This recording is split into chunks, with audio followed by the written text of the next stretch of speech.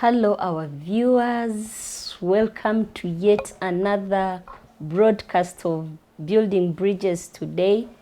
My name is Nachintu Esther, your host. And today we are going to have a very interesting topic whereby we are going to discuss sugar and its consequences. We are going to dig deeper into the hidden risks and consequences of sugar relationships. Are they increasing the rates of unwanted and unintended pregnancies? With me today are two guests, very dignified in their different calibers, and I'm going to welcome them to just give a brief introduction of who they are. Well, thank you so much for watching Coherini TV. I am Enjare Emanuela Loro, and thank you for having me. Thank you, Emanuela. Erinnya Busubwa Yakubu neyanza nnyo okubeerako nammwe wano. Nsanyuse nnyo balaba bagenyi baffe for the day. Mwebale okuwaayo ebiseera byammwe. And I am going to dive deeper into the insights and deliberations of this show, where we are going to talk about the sugar relationships. What are sugar relationships? Are young people involving more in sugar relationships? What do you understand by sugar relationships? Let me start from the gentleman on this side. Sugar relationships nze nnyinza okugamba nti gwegwo omukwano ogubeerawo eri abaana ab'obuwala oba abaana abalenzi nga bagenze ku abo bennyini abantu ababasingako ku myaka oba ku bantu abakulu ennyo. Nze nnyinza okitegeera nti bwekityo. Ababasingako ku myaka oba abakulu ennyo. Kati nojja noweesanga nti omwana wa myaka 18 Yesebo alina omuntu gw'ayagala wa myaka 7-6 oba 5. Wow. Atali myaka gye. So wetubeera mu gundi eyo oyo agamba nga onooleta example n'ogamba tigundi nayagala sugar daddy oli owawali. Ate ebiseera ebisinga babeera nabaki bafumba times ebimu ti omwana ono oba omulenzi oyo asobola okubeera nga yagenze ku muntu oyo ng'oluusi mufumbo ate nga n'emyaka akola ki agimusingako nga si age category. Emanuela, Yes. What are sugar relationships? What do you understand by it? Well, when you talk about sugar relationships, what I know is that we normally have these young girls, okay? Young girls, and they get to involve themselves in it. They get to relate with men older than them. It doesn't only happen to young girls, but again, we have young boys who also have, that heart of wanting to be with the women who are actually older than them. And it's most times transactional.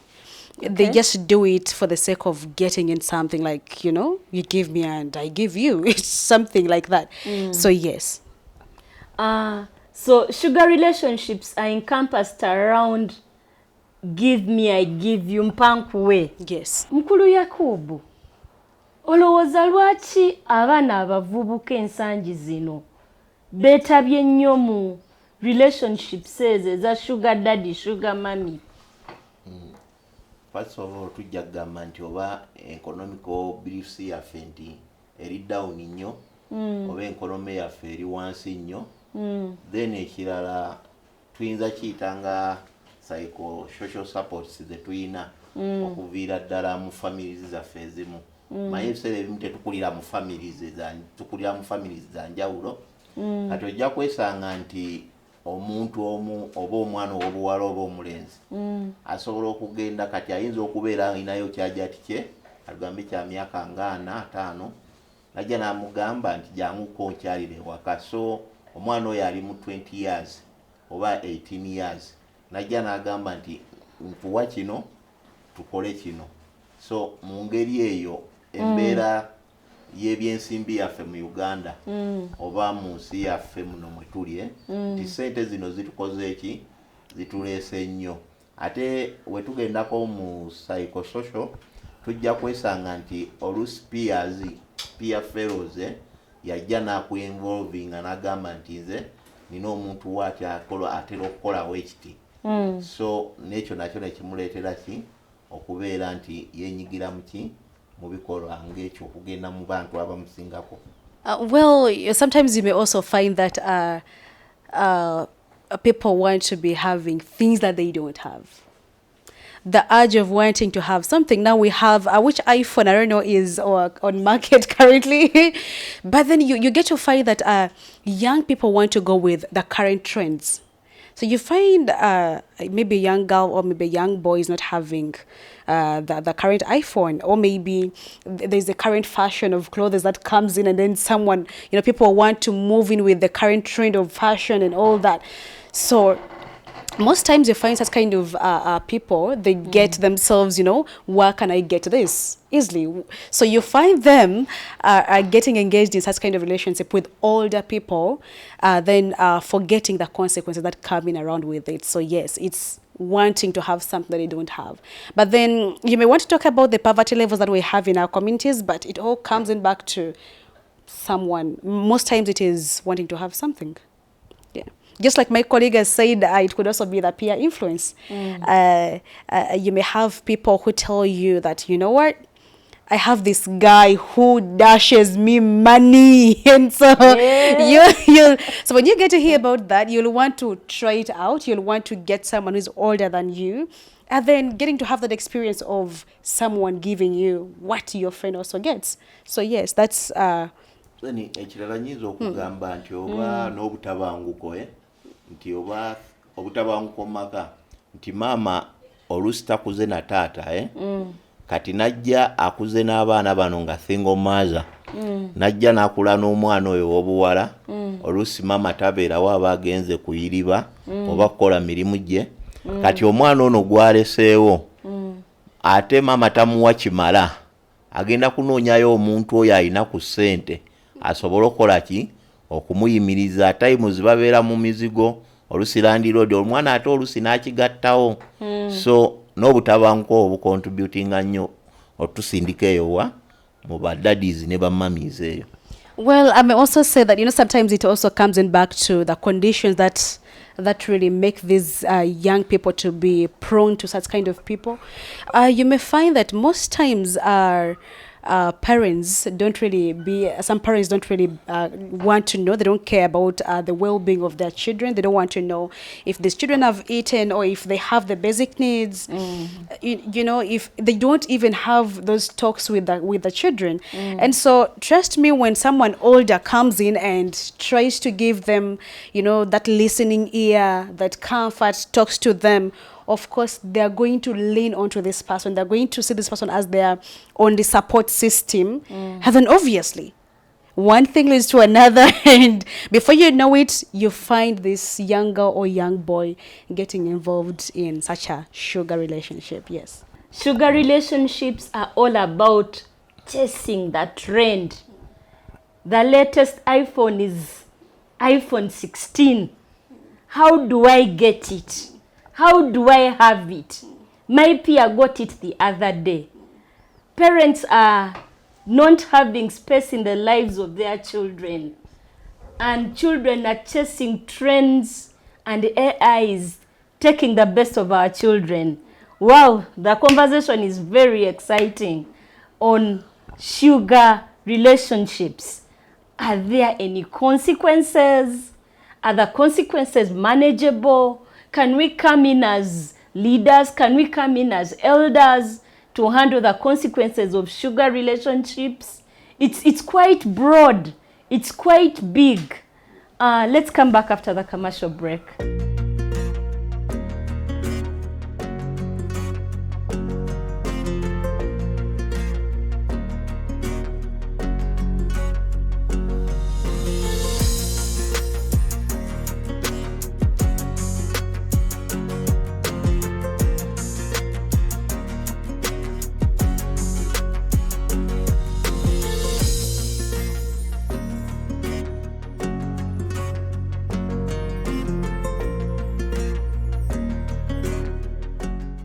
Welcome back. Some of the reasons as to why young people are engaging in sugar relationships, we have many that are chasing trends. We have many that are affected by domestic violence. We have many that are affected by diverse issues, including just peer pressure from their colleagues or from their circles of friends. So let me get back to Emanuela. You talked about peer influence, getting the latest things that are trending on market. How is this pushing young people to indulge deeper in the sugar relationships? Just like I told you earlier on before, now, you see, we have girls, or maybe there are always these times where girls get to have those girly talks. And then even the boys get to have those talks, you get to share with your colleagues. Now, given the current trend, I was telling you, young people always love to go with the current trend. When someone sees in a new shoe on market, they'll want to have it. If it's Gucci, they'll want to have that Gucci. You get it? If it's how do I say? Just we talked about the iPhones. Someone will want to have that. And of course, when you see your friend having, and girls will love phones with good cameras. Oh my God, we love to take photos. And so someone will want to be like, you'll be like, I want that phone that has a nice camera. Okay, I also want that. Then the due course of you discussing with your friends, where did you get it from? How did you get it? Of course, they're going to open up to you. You know what? I have this man who dashes me money. He does this. He's the one who bought for me this. And of course, there are always those times where someone can even tell you, you know what? I can hook you up. Yeah. So trust me, you Slowly who wants to have that, obviously you process find yourself by process. Yes, you'll obviously get yourself into the sugar relationship. Yes, that is exciting. Peers are joining slowly by slowly. Mwami Yakubu, tuli mu kunyumyako ku sugar relationships zino. Baana abato bazigenzeemu naye wetugenda kusaidia abantu abakulu abakyala abakulu oba abaami abakulu baddadi abo ne bammami ba sugar daddy biki ddala bye baba basima when they engage more with the young ones. Omuntu ono wabeera nti omuntu oyo nga fe abavubuka tulina obudde bungi bwe tusobola okuwaani omuntu oyo oba daddy oyo oba mami kwegamba nti ajja kunsuubiza aŋŋambe ngenda kuwa Mercedes oba emmotoka mpya eriko kati ffe basireeya oba omwana ow'obuwala n'omulenzi nti emmotoka eyo bagimpa ngenda kwetooloola ekitundu kyange kino kyonna nga neeraga mu bannange oba nga nshowing off nga mbagamba kati oli olunagira nga batandika conversation eyo nti kikazi kiri kyekyamuwa kati ogenda okulaba nti abantu abasinga oba abavubuka abafa abali mu myaka gyaffe nti ono wanaamugamba naye agenda ku involvinga kangendeko ku neeti noonye noonya mugagga like nga scenario eri eyo oli omulenzi yali omwe yali ku muzungu nga amusinga n'emyaka over 80 years even recently wano wabaddewo bayabadde muyimbi naye nga amusinga n'emyaka naye lwaki lwa ssente. Kakati mwami Yakubu basireya tulinamu ba male slayer ne female slayer oba basireya ndowooza yange nti ba female slayer bokka. Mu basire tulinamu abakazi abo abaana ab'obuwala kati then waliyo abalenzi balina kategole gye beeteekamu erinnya linvuddemuko nalijjukira njaddiyogera naye categories ezo ze tweyita eyo we tubeera mu bannaffe kati kituleetera okuzimba n'obeera mu gundi kati oluusi ne tubeera nga okuzimba ne twebeera nga yenzaaliwo nga mu down the grass nembeera nti kati kaŋŋambe nti mu kitundu kati katugambe nga bwayise mbeera mu bwayise nze kabaka kati wenjivugako nenjireeta eno waggulu mu keeti luguudo nenetolola kawempe nengendako mu bifo ebyamasanyu bajja gamba omwana ayina eggaali naye nga eggaali eyo nina emikolo gyayo gyenjo gikolerera okusobola ofiiringa okusobola ofuna ki ekirala aya bas eggaali the goodies from the sugar relationships have mikolo attached, have functions attached. So when we dig deeper in the sugar relationships and how they are happening, is it only peers? Is it only financial related? Tezirinaamu busonga songa oba nsonga ndala ziwaliriza bana babuwala na babulenzi okuzeetabamu kubanga muŋŋambyeko bapiya ne ssente.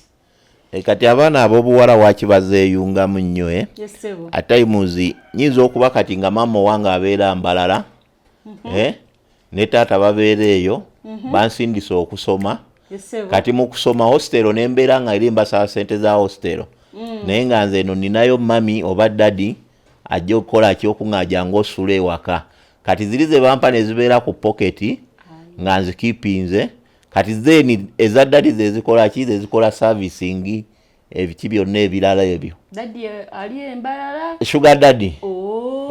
Sugar. Kati ze zijja okufunctioninga activities endala eza mami oba ne dadi nzikole ki nzi keeping eki ku account. So n'ekyo nakyo nekibeera nti embeera nga abazadde tetulambudde ku baana mu bitundu bye basomeramu. Ayinza okuba nga ali mu secondary level naye nga balina hostels mwe basula nga group. Ono n'avaawo ekiro n'atambula n'agenda ow'omulenzi we oba omusajja we.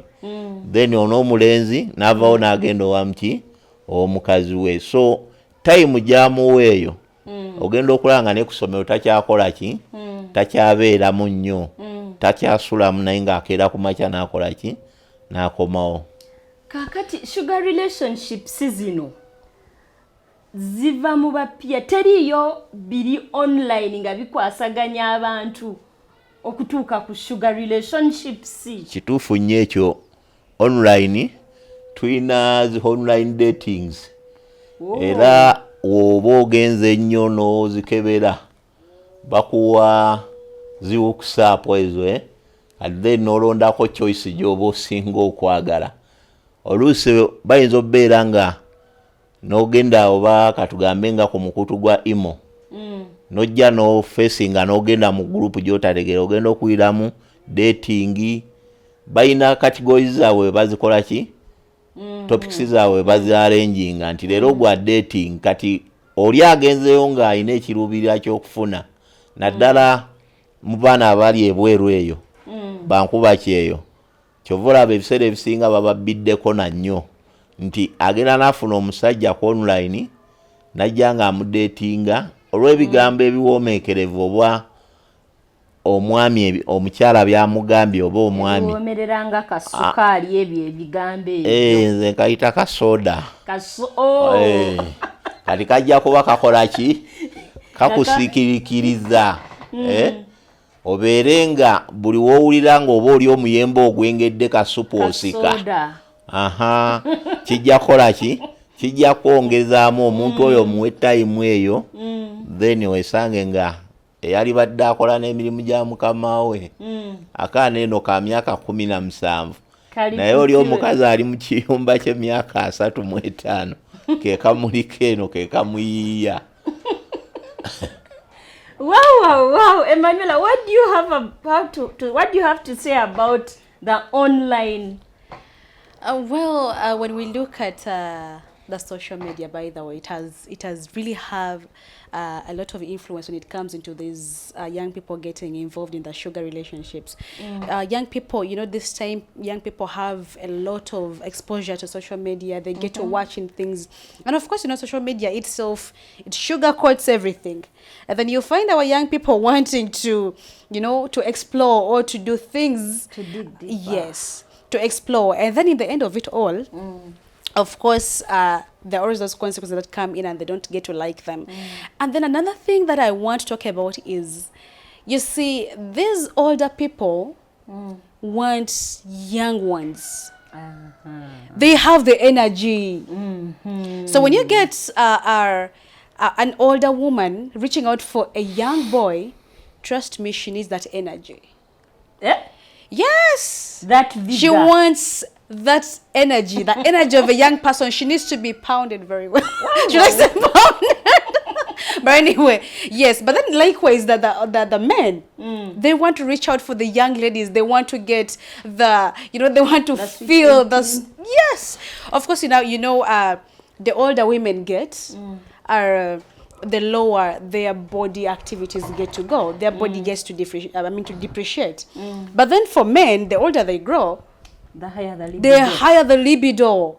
And of course, they will want to, for us women, the older women, they get to have the menopause, gets to attack us and all that. But then, of course, a man will want to reach out for a young girl who has the waters, who has the sweetness, who has, the energy. Who has what? Whom he can be able to turn all corners.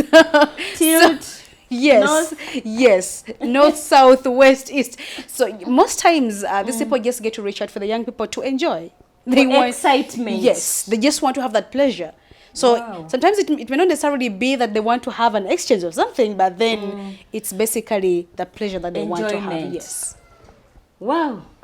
So if you're feeling low, reach out for a younger one. Madamu Esther, era okwongerezaako ku ekyo nti omuntu oyo omwana ono omwasajja jjukira nti omuwala omutono aba n'obukodyo bungi nti ate omusajja omukazi wabeera ng'alina omukazi ewaka nga obukodyo obwo oluusi bwamuggwako bwamukaddiya. That's why olumu osanga n'abasajja abamwaga nafunyeyo akanzizaamu omusaayi kagukyusizza ki bulungi. Kati kyova olaba olumu olwo tubeera awo noga kagenze kukola service kamuzizaamu omusaayi okitegeera. So wekityo. Wow. So the sugar relationships.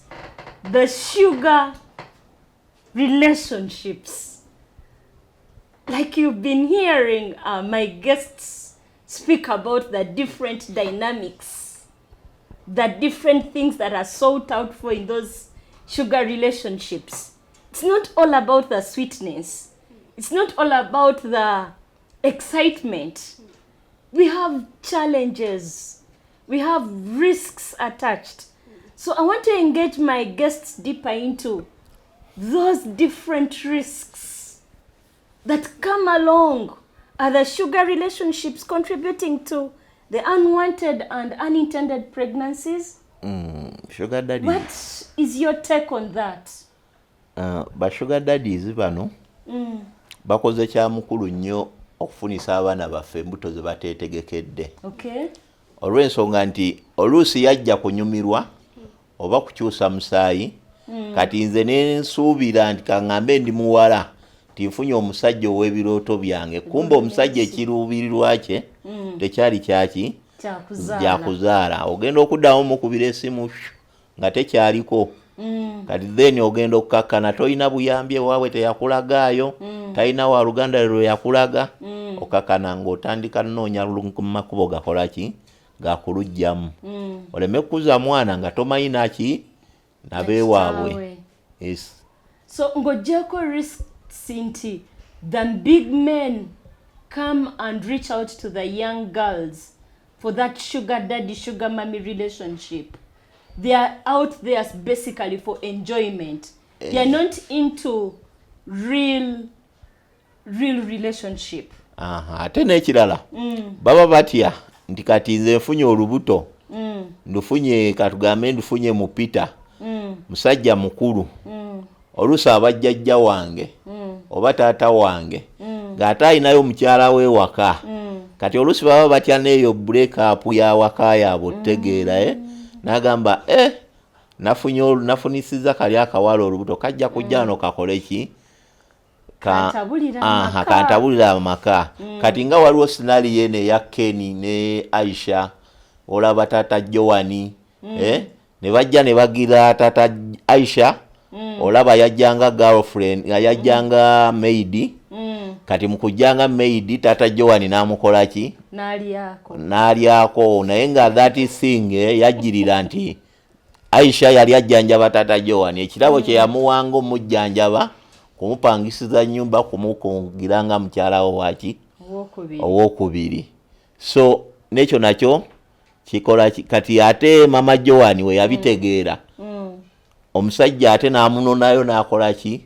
So kyova olaba nti afe abaana abato tusanga nnyo challenges ezo neweesanga ng'omwana tomanyiwa bujava busigiriro bwe gyasibuka obusibuko bwe najja noweesanga ng'ogenda findinga challenges nnyingi era okusanga ogamba oba ndugyemu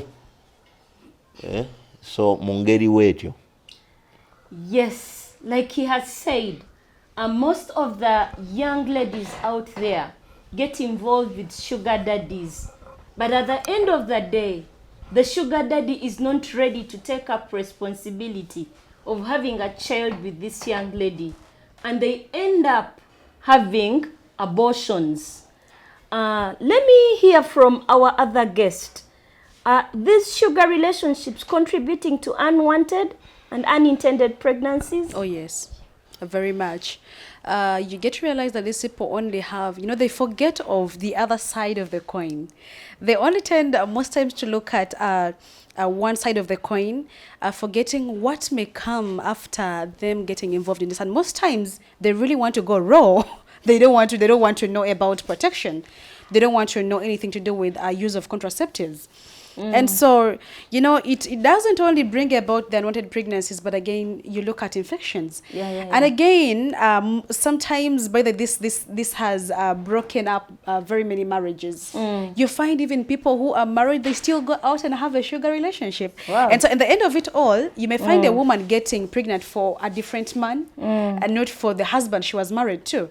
But then, of course, this woman, the next thing she will think of is reaching out to abort this child. Yes. And now, given the restrictions that we have, most times they reach out for unsafe abortions, which may even cost in their lives. So yes, there is really a lot that the sugar relationships have done. And it has ruined in a lot of lives. Amidst the consequences of sugar relationships, do the people involved in sugar relationships have the autonomy to negotiate for safer sex? Do they really have the will to say, okay, we are in a sugar relationship, can I have a condom on? Do they have the autonomy to negotiate safer sex?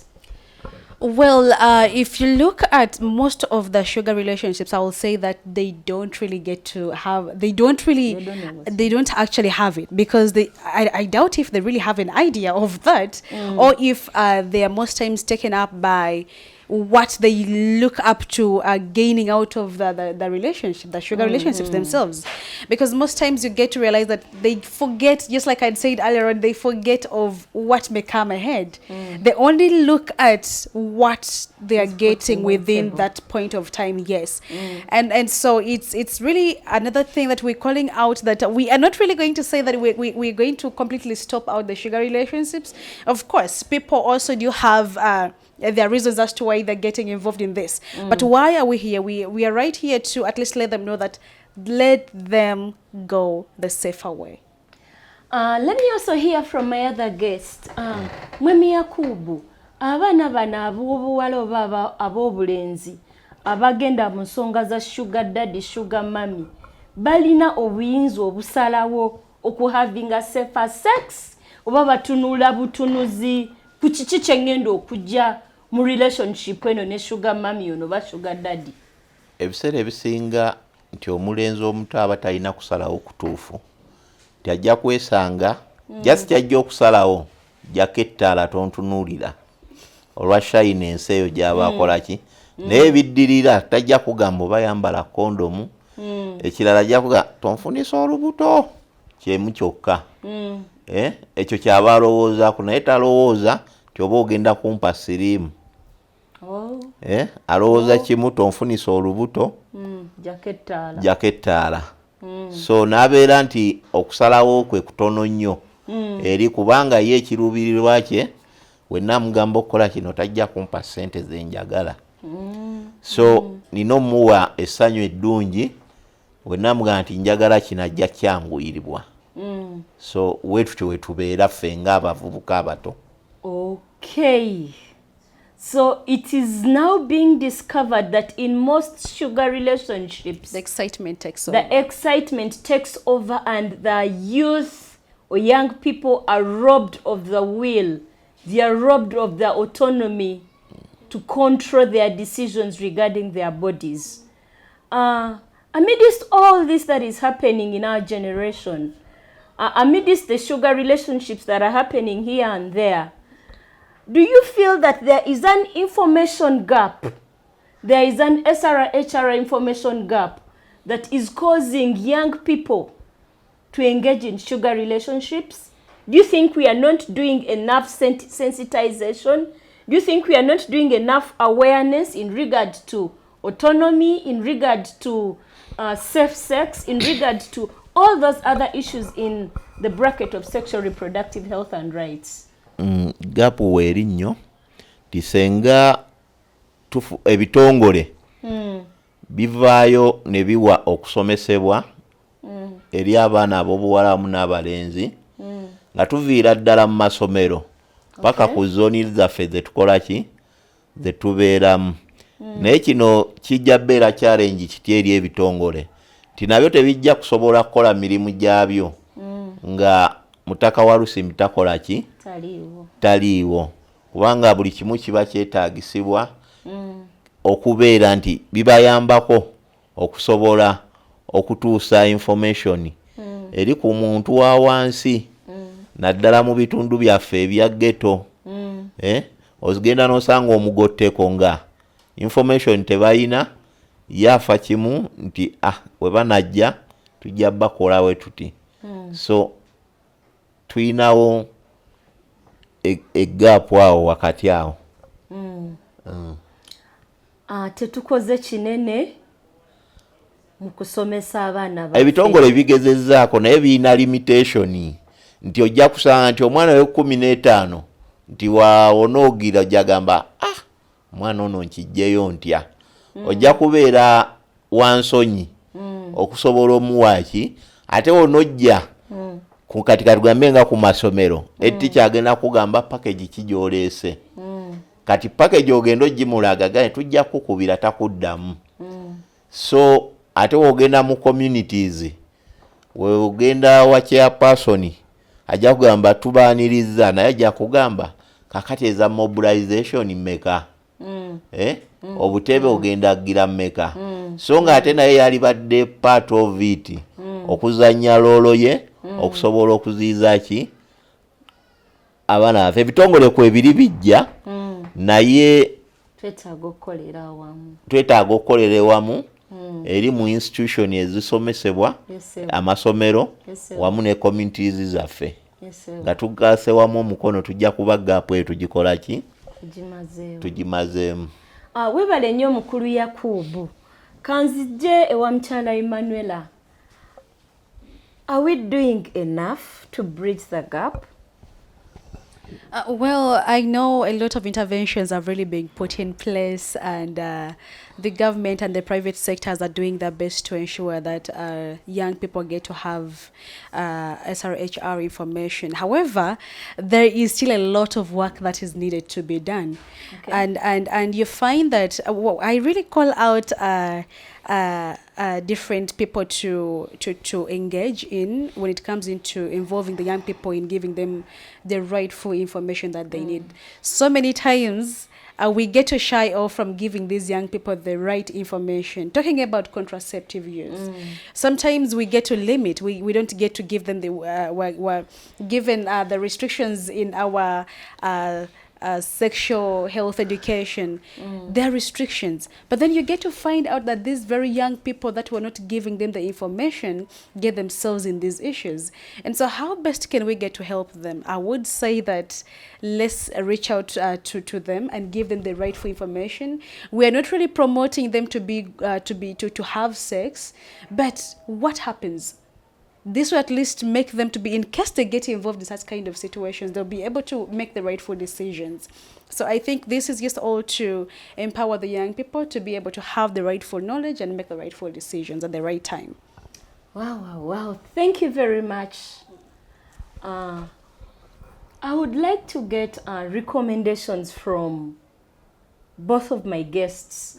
Mr. Yakubu, as a trusted peer, as a trusted community health promoter, what message are you giving out to the young people? What recommendations are you giving in regard to eradicating the sugar relationships and some of the associated risks related to sugar relationships?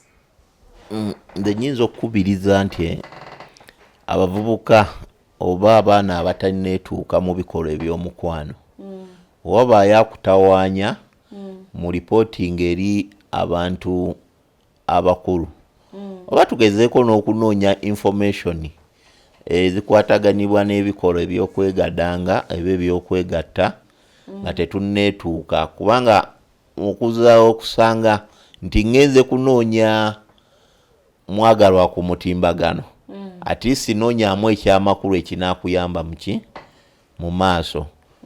Beera mukwano eri maama wo oba taatawo, then obeere nga oli wa mukwano eri akakiiko k'ekitundu wamu n'ebitongole bw'olaba nga eyo biganye tuukirira ekitongole ekikuli okumpi wonna okyanjuluza ensonga ebijja kuba bikola ki bakuyambako. Wentyo wenyinza okukubiriza abavubuka. Thank you very much. He has talked about resourceful people in our lives. He has talked about proper usage of the internet and the different social handles. Yes, Emanuela, what do you have to say? What recommendations are you giving? Well, I just want to tell my young people out there that you are still young and you are the future tomorrow.